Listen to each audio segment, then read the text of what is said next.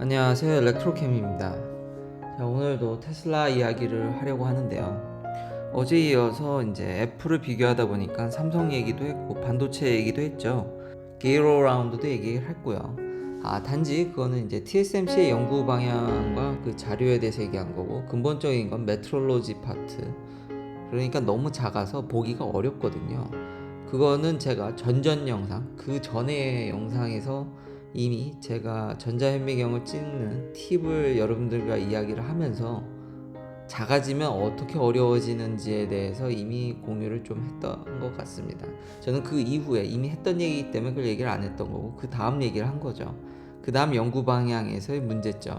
참 삼성이 여러모로 사면 초과인데, 더 안타까운 거는 긱벤치에서 이제 퇴출당했다는 얘기입니다. 진짜 이제는 프리미엄 폰은 애플만 남게 되는, 결국 전기차에서도 제 생각에는 일부 시도하는 브랜드 말고는 지금 상황이 테슬라만 남아가는, 미국 상황은 그렇습니다. 미국에서는 진짜 테슬라가 압도적인데 스마트폰 돌아가는 것과 전기차 돌아가는 게 너무 비슷해서, 그리고 하필 이런 불명예스러운 일을 한 게 한국 기업이라는 게 참 부끄럽습니다. 사실 알고는 있었는데 저도 이 정도인 줄은 몰랐습니다. 그래서 제가 전에 제 와이프 갤럭시 리뷰를 하면 뭔가 빠릿빠릿하지 않다고 돌려 이야기를 했죠. 저도 이게 참 많은 분들이 보다 보니까 조금은 자유롭게 원래 하려고 했는데 신경을 안 쓸래야 안 쓸 수는 없습니다. 특히 한국 기업이면. 원래 미국에서는 익히 잘 알려져 있었습니다. 근데 이 정도로 심각한 줄 몰랐죠. 정말로 심각하게 장난질을 너무 많이 쳤더군요, 삼성이. 그리고 그게 최신 폰뿐만 아니라 긱벤치가 이제 퇴출시킨 삼성의 폰 라인업은 사실상 S10부터입니다. 제가 타이틀에 이제 폭스바겐과 리비안, 그러니까 리비안은 최근에 이제 고객의 신뢰를 잃었고, 폭스바겐은 디젤 게이트가 생각나더라고요. 이게 딱 그겁니다. 그러니까 벤치마크라는, 폰의 객관적 성능을 테스트할 때는 풀 성능을 열어주고 일반적으로는 성능을 제한시키는, 이미 너무 이슈화가 잘 돼 있어서 한국에서 드디어 많은 분들이 이미 아실 거라 생각이 됩니다. 그게 뭐가 문제냐? 발열이나 열을 잡기 위해서 좀 성능을 낮출 수도 있지. 근데 너무 낮췄기 때문에 문제입니다. 그게 정도라는 게 있는데 그게 너무 심해서 공신력 있는 폰의 퍼포먼스를 측정하는 신뢰성을 우선시하는 긱벤치에서 결국 삼성의 폰을 퇴출시키기로, 그러니까 영구 퇴출입니다. 이제 테스트하지 않습니다. 이거는 성능을 믿을 수 없다라는 거죠. 그게 최신 막 이제 발매된 S22랑 21, 20, S10도 들어가 있습니다. 정말 이게 전 놀랍습니다. 진짜 황당한데요. 예전에 그러니까 이런 반도체 쪽에서도 중국 폰들이 이 리스트에 빼곡히 자리를 차지했었습니다. 중국이니까. 근데 우리가 그런 이야기를 할 처지는 아닌 것 같습니다. 삼성은 똑같이 오래전부터 더 심하게 하면 했지. 거기다 루머도 많이 돌고 있습니다. 왜냐면 원격으로 이거를 제어할 수가 있기 때문에 사실상 약간 백도 비스무리한, 그러니까 참 이제 프리미엄이 아니죠, 삼성은. 정말 안타깝습니다. 이게 중국 기업을 참 비판을 많이 했는데 그것에 대해서 진짜 시장의 중론이었거든. 거기 다 중국 기업밖에 없었으니까요. 그래서 요즘 중국 기업들이 그거에 대해서 굉장히 조심하고 있는 상황인데, 필 여기에 삼성이 이걸 했다라는 게 참, 이거는 쉴드가 불가한 것 같습니다. 진짜 안타깝고요. 제품이 이럴지언데 기업의 문화나 이런 것도 솔직히 의심스럽긴 합니다. 한국이 많이 나아졌다라고 저는 들었는데 제품이 이렇게, 이건 말 그대로 좋은 스펙상 허울만 좋고 알맹이는 없는, 스펙만 좋게 해서 번지르르게 했지만 결국은 성능은 반토막을 내버리는, 이게 게임만 걸려있는 게 아니다. 게임 서비스에 연관된 앱인데 이게 더 들통난 거는 그냥 좀만 헤비하게 돌아가면은 그냥 다 성능을 죽여버려 놨더군요. 그리고 계속 조사를 하고 있는데, 이미 인플루언서들이 다 하고 있는데, 갤럭시의 간판 모델이죠, 플립은, 그러니까 폰을 접기 위해서 배터리와 성능을 반 이상 포기한 것 같더라고요. 정말 부끄럽습니다. 참 솔직히 진짜 쪽팔리고요. 어떻게 한국 기업이 이런 일을 벌였는지, 왜 이러나 진짜 참담합니다. 이게 제가 옛날부터 이런 일이 있었다고 그랬죠. 예, 그래서 제가 과거에도 그럼에도 불구하고 제가 한국 기업이기 때문에 갤럭시를 와이프도 선호하기 때문에 사는데 제가 이번에는 새 모델이 나오자마자 S21을 그렇게 샀죠. 근데 이번에는 그러려다가 그러지 않을 겁니다. 그리고 왜 그런지 이미 알려드리겠습니다. 자, 폰의 중고값을 트래킹한 결과인데요. 이미 미국에서는 삼성은 S20 때부터 중고 가격이 방어가 안 되는 걸로 유명합니다. 그래서 많은 사람들이 삼성폰을, 미국 사람들은요, 기다렸다가 한 반토막 나면 삽니다. 반토막 나는데 시간이 얼마 안 걸리거든요. 1년이 걸릴까요? 몇 개월만 걸리면 반토막이 납니다. 평균적으로 삼성폰들이. 그러니까 가격은 높게 측정하지만 여러 가지 프로모션이 있지만 물론 애플도 프로모션을 합니다. 근데 애플 폰들은 그 프로모션을 갖기 위해서 자세히 읽어보면 제한 조건들이 꽤 까다롭습니다. 결국은 돈을 상당량 주고 사게 되고요. 삼성은 그렇지가 않습니다. 프로모션이 초반부터 화끈하고요. 좀만 지나면은 반토막 난 가격에 사실 수 있습니다. 그래서 보면은 여기서 이제 조사한 걸 참 참담한데요. 그러니까 갤럭시가 그간 미국에서 수년간 프리미엄지를 어떻게 이뤄왔는지가 중고 가격을 보면은 여실히 드러납니다. S21나 20 제가 문제가 많다 그랬죠. 아이폰 대비해서 떨어지는 속도가 2배 더 빠릅니다. 물론 여기서 그나마 이제 비중을 맞추기 위해서 아이폰의 SE 모델들은 좀 더 빨리 떨어졌습니다. 그래도 갤럭시나 비등비등하거나 좀 더 나은 수준입니다. 아이폰의 중고 가격 방어는 전 세계적으로 상당합니다. 이거는 시장이 연동돼 있어서 미국만 조사하더라도 이게 다 연관이 돼 있어서 중고 가격들은 세계적인 흐름이라고 봐도 무방하고요.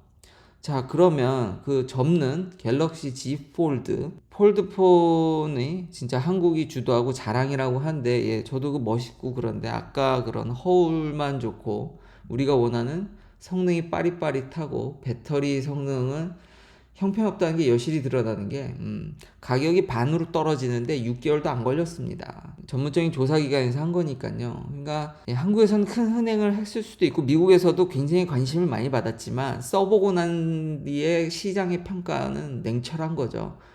멋있긴 한데 아이캐칭한데 그렇게 쓸모가 있었으면 중고 가격이 저렇게 하염없이 내려가진 않겠죠.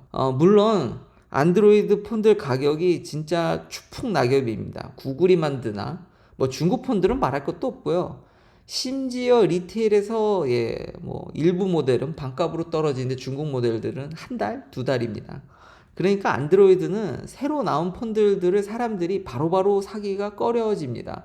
좀만 기다리면 반토막 나는데 이러니 미국에서 반 이상의 점유율이죠. 이러다 금방 아이폰이 다 먹을 것 같습니다. 황당한데요. 거기다가 스로틀링이라고 하죠, 영어로는. 이 스로틀링 걸린 이제 앱들이나 전방위적으로 이 짓을 했기 때문에 이게 10,000개 앱에 걸쳐 있기 때문에 프로그램이 그렇게 단순하지 않습니다. 이걸 손봤을 때 이제 업데이트를 해야 되니까 업데이트를 했을 때 다른 앱에 영향이 되는지 안 되는지 이런 것들을 잘 봐야 되는데요.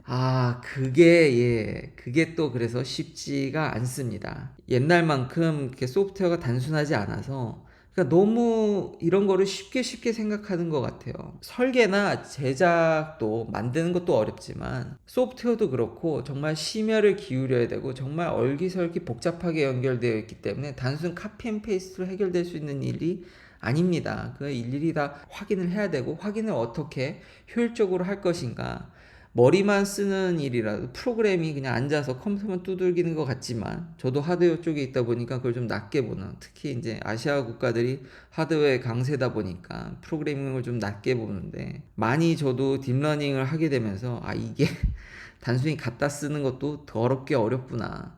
근데 너무 이런 부분들을 쉽게 생각하는 것 같습니다. 그러니 앞으로 저 앱을 업데이트 하더라도 일단은 삼성이 이걸 만회하기 위해서 GOS를 좀 더 낮게 해준다고는 하겠지만 성능이 소폭 상승할 것 같지 왕창 올라갈 것 같지는 않습니다.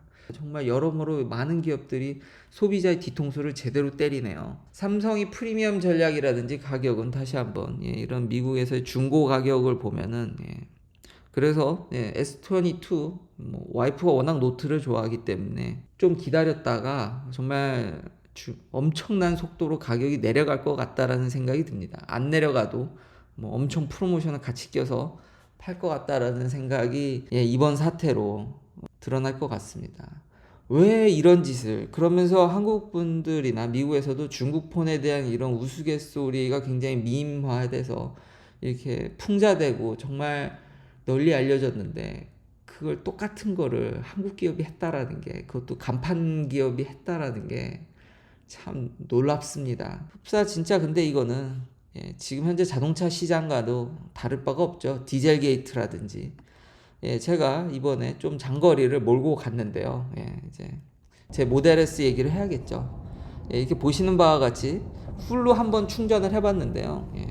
400마일 이상 충전이 가능했고요. 그리고 이제 거의 400이 넘어서야, 중요한 점은 레벨 2로 충전하더라도 이 곡선이, 지금 저번에 루시드도 얘기했지만 슈퍼차저로도 꽤 밀어주고, 레벨 2로 하더라도 진짜 400까지 하고 이제 400 넘어가서야 이제 배터리 속도가 팍팍팍팍 내려가더라고요. 충전되는 속도가. 그러니까 이런 보이지 않는 것들들. 근데 테슬라는 표기상 충전이 진짜 원활히 거기까지 끝까지 밀어붙일 수 있다라는 게, 저도 내심 이거 뭐 터지는 거 아니야?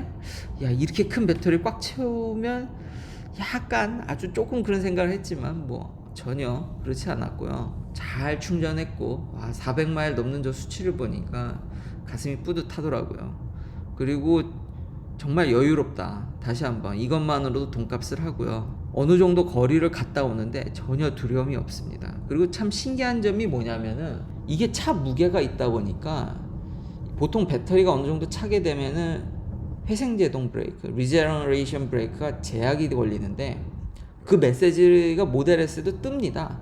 뜨는데 차가 무거워서인지 그렇게 큰 차이가 안 나더라고요. 그냥 악셀레이션을 띄면은 그냥 차가 훅 느리게 가더라고요. 그거 참 신기했고요. 그리고 이제 영상에서 이제 세나크루즈라고 해서 샌프란시스코 쪽에서 이제 내려가려면 이제 관광지고 약간 캘리포니아스러운 해변이라고 친구들이 추천해 주던데, 이게 산을 넘어야 되는데 고속으로 넘습니다.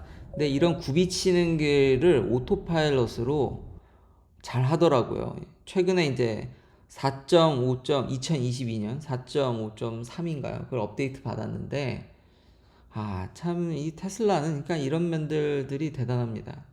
이 곡선을 고속으로 굽이치는 것도 점점 부드러워집니다. 같은 길을 갈 때도 이게 너무 다릅니다. 브레이크를 더 스무스하게 밟고 차가 매번 나아지는 게 확 와닿습니다. 베타라서 거부감을 느끼시는 분들도 있지만 이건 베타가 아니죠. 지금 우리가 쓰고 있는 주행 보조는 다 말 그대로 보조지 완벽하지 않습니다.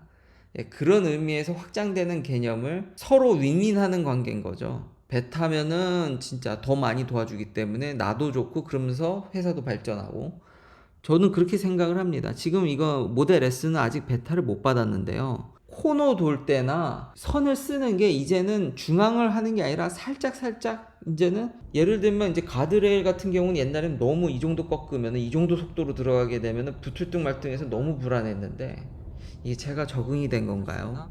오른쪽 손으로 좀 더 이제 붙어가는 느낌? 아니면 왼쪽으로 붙어가는 느낌?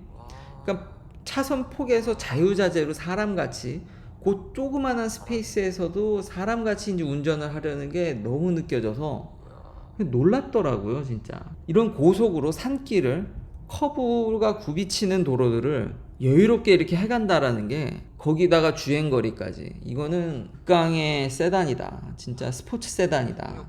승차감, 그러니까 서스펜션적인 측면에서. 그리고 요 중간에 보면은, 그쵸, 한번 이렇게 경고가 나긴 했는데, 저도 놀라서 디스인게이지를 할까 하다가 내버려뒀는데, 위에 노란불을 보고 쓰는 듯 하다가 다시 금방 전환돼서 그냥 쭉 가더라고요.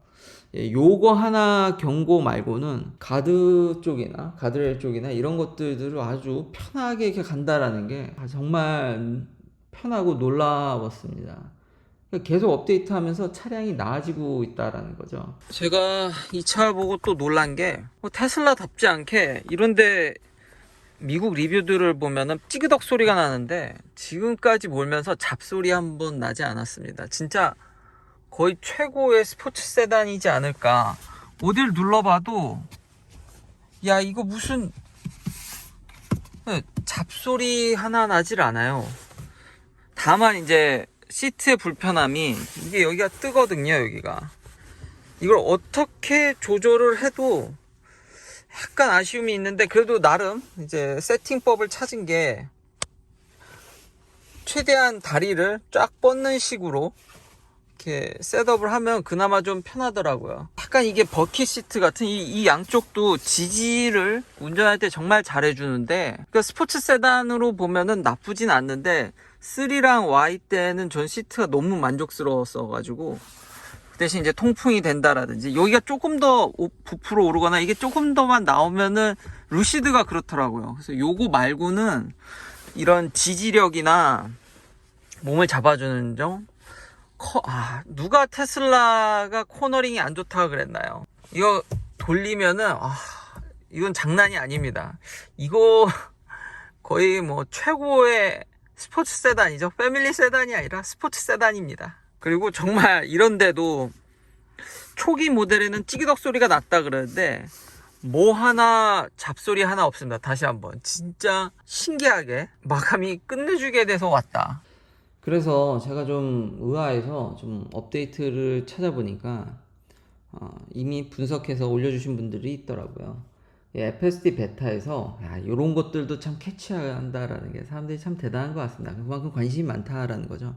FSD 베타에서 이제 비주얼라이즈 되는 이미지들을 보니까 차량들이 이제 그냥 나타나는 게 아니라 차량 사이즈들이 스케일링 된다라는 겁니다. 그냥 뿌려주는 게 아니라 이제는 크기를 좀 정확히 인식하게 됐다라는 거죠. 그러니까 전에 얘기했던 수도 라이다가 이제 드디어 적용되는 것 같이 보입니다. 그러니까 이미지만으로도 차량의 크기들을 어느 정도는, 옛날에는 정말 대충 했다라고 그러면은 이제는 물체들의 크기들을 더 정밀하게 인식하기 시작했다라는 거죠. 그러니까 저런 코스나 이런 것들에 있어서도 그 조그만한 타이트한 스페이싱들을 잘 써간다라는 거죠. 정말 사람같이 여유롭게. 그러니까 옛날에는 그냥 단순 길의 어떤 중간이라든지 변화폭이 좁았다라면은 이제는 더 정확히 인식을 하니까 차량 크기라든지 그래서 공간을 더 정확히 계산해내는, 그러니까 사람한테 좀 더 불안감을 덜 주게 되는, 물론 이건 베타의 하나인 겁니다. 어쩐지 너무 잘한다 했는데 베타가 FSD에, 기존 FSD에 영향을 안 주는 건 아니기 때문에, 근데 확연히 성능 차이가 있어 보입니다. 그러니까 풀어주고 안 풀어주고가 굉장히 큰데 쉐도잉으로 돌고 있기 때문에 영향이 없다라고 보긴 또 어렵고 어느 정도 있기 때문에 이런 것들이 기존 FSD도 좀 보완을 해줘서 제가 이렇게 지금 부드럽게 느끼는 게 아닌가. 참 요런 것까지 이게 릴리즈 노트에 뭐 있었나요? 그냥 비스무리하게 썼을 텐데 이걸 실제로 이렇게 비주얼라이즈 되는 걸 진짜 딱딱딱 파악한다라는 게 참 사람들이 대단하네요. 그러니까 이렇게 발전하니 경쟁사가 있을까? 그러니까 기존의 신생업체들도 리비안이 이런 회사들도 지금 양산이나 이런 게 어렵다라는 거는 어떤 규격화되고 통폐합 과정이 없다라는 게, 거기에서 이제 좀 난항을 겪는, 제가 루시드나 리비안에 걱정되는 게 기존에 자동차 업계에 있는 사람들을 공장장을 데려와서 그렇게 되면은 결국은 조금 더 나은 내연기관차에서 전동화한 수준이기 때문에 이런 것들을 총체적으로 하려면 먼로 할아버지의 분에 보면은 서스펜션의 노이즈 컨트롤이라든지 정말 차원이 다른 수준을 보여줍니다. 서스펜션이나. 근데 제가 중간에 영상에도 얘기했지만 이거 차량용 시트는 약간 그것 빼고, 물론 영상에도 제가 얘기를 했지만 제가 이게 나름 이제 적응을 하다 보니까 뭐 못 지낼 정도는 아니지만 한번 루시드에 앉아본 감 때문에, 그리고 기존의 내연기관들이 이런 부분들을 워낙 잘해줬기 때문에 그 감이 전에 타던 벤츠의 감도 남아있기 때문에, 그리고 좀 더 스포츠 세단보다는 자율주행에 초점을 맞추다 보니 제가 편한 거를 더 추구했던 것 같습니다. 근데 다시 한번 타이틀대로 스포츠 세단이면은 현재 이게 원탑입니다.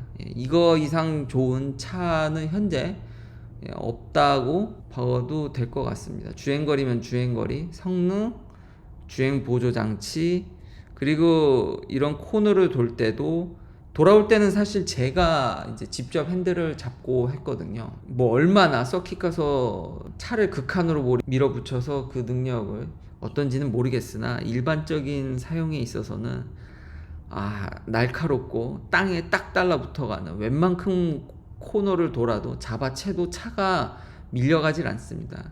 뭐 모든 전기차가 그렇다고도 할 수 있겠지만 특히 모델 S는 특히 더한 것 같습니다. 무거운 배터리가 밑에 있어서도 있겠지만 뒤에 엄청난 무지막지한 타이어와, 제가 긁어먹을 뻔했다고 그랬죠. 이게 뒤에 이 오버사이즈된 약간 나와 있는 휀다라고 하나요? 뒷부분 엉덩이가 진짜 빵빵한 게, 와, 이거는 이게 패밀리 세단으로는 패밀리 세단이 아닌 것 같습니다. 왜 와이프가 모델 Y의 공간감을 더 좋아하는지, 이건 정말 운전자가 행복한 극강의 스포츠 세단이고, 지구상에서 저도 제가 옛날에 영상 촬영하면 옆에 있는 세워져 있는 포르쉐 타이칸이 이건 비교가 안 됩니다. 그러니까 포르쉐가 처음 전기차를 만들어서 저도 그렇다고 생각은 하긴 합니다. 근데 이건 경쟁 자체가 되지 않는 레벨입니다. 이건 한번 한국에서도 이 모델이 뿌려지게 된다라 그러면은 제가 무슨 얘기를 하는지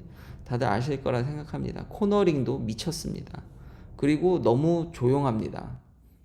그러니까 이게 진짜 너무 이질적이에요. 스포츠 세단인가? 근데 그러기엔 너무 차가 너무 조용해요. 진짜 극단적으로 너무 조용합니다. 아무 소리도 안 나고, 아까 영상 중간에도 얘기했듯이 제가 너무 좋은 제품을 받았나? 어떻게 잡소리 하나 이렇게 안 나는지 저는 아주 만족스럽습니다. 굉장히 테슬라답지 않다라고 해야 되나? 이 마감이나 이런 것들도, 물론 뒤에 트렁크 쪽에 제가 영상 이거 인도받았을 때 약간 애매한 부분들이 있었는데, 근데 일단 실내에서 제가 운전하는 부분에 있어서 이런 것들은 마감이라든지 조용함이, 저도 근데 이거는 조심해야 되는 게, 초창기 이거 받았었을 때 저도 굉장히 오래 기다려서 받았죠. 예약을 걸어놓은지. 초창기에 있는데 받은 미국 인플루언서들 얘기 보면은 품질 문제를 또 지적하기도 했었거든요. 저도 3랑 Y에서 정말 쓰라린 받자마자 그 수리를 시킨 Y는 그런 경험이 있어서. 근데 이 S는 발판, 그 플로우 매트랑 커버 뭐 이런 또 5개 T들이 있지만 환상적이다 진짜. 코너링이면 코너링, 내가 운전을 해도 끝내주고 주행 보조도 미쳤고 가속력도 돌아버리겠고, 소리가 안 난다라는 게 이게 편안한 세단인지 스포츠 세단인지 정말 전무후무한 유일무이한 괴물이다. 현재로서는 이만한 스포츠 세단은 없다라고 결론을 지을 수 있을 것 같습니다. 그리고 앞선 삼성과 애플의 그런 모습들을 보면서 진짜 테슬라가 정말 다 해먹지 않을까. 지금 많은 내연기관에서 나오는 전기차들이 정말 신용만 하는, 뭔가 충분히 이것에 올인하지 않고 고객이 무엇을 원하는지에 대한 이걸 못하고 있는데 정말 비슷하게 돌아가는 것 같습니다. 긴 영상 시청해 주셔서 감사합니다. 내일도 테슬라 관련 이야기들로 찾아뵙겠습니다.